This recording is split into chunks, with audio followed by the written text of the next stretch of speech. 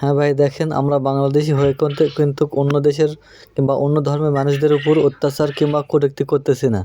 অথচ ইন্ডিয়াতে দেখেন মুসলমানদের উপর কীরকম অত্যাচার কিংবা কীরকম কটূক্তি, আবার মসজিদে ঢুকে মারার হুমকিও দিচ্ছে।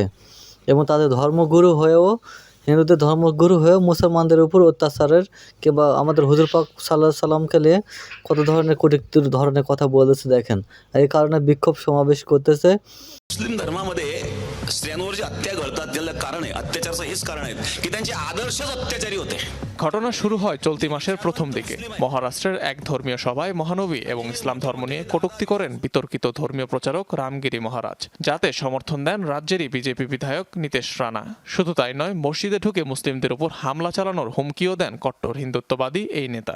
हमारे रामगिरी महाराज के खिलाफ अगर कुछ भी मस्ती तुम लोगों ने किसने भी की तो तुम्हारे मस्जिदों के अंदर आके चुन चुन के मारेंगे, इतना ध्यान में रखो।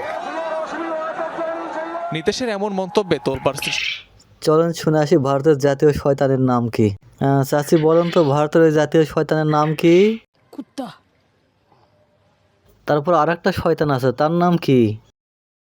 কুত্তা। এবার আমার এই ভিডিওটা যদি ভালো লাগে তাহলে লাইক, কমেন্ট, শেয়ার করবেন এবং সাবস্ক্রাইব করে রাখবেন নতুন নতুন ভিডিও পাওয়ার জন্য।